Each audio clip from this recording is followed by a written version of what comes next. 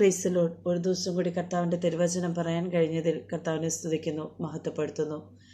ഇന്നോളം തന്ന എല്ലാ കൃപകൾക്കും ഈശോയോട് നന്ദി പറയുന്നു.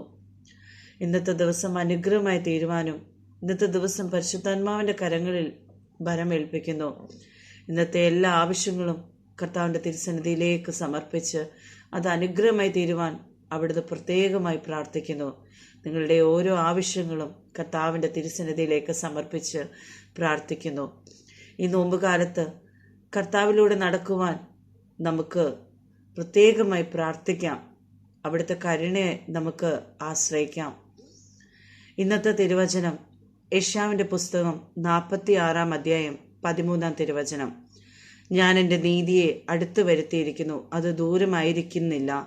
എൻ്റെ രക്ഷ താമസിക്കുകയുമില്ല. ഞാൻ സിയോനിൽ രക്ഷയും ഇസ്രായേലിൻ്റെ മഹത്വവും നൽകും.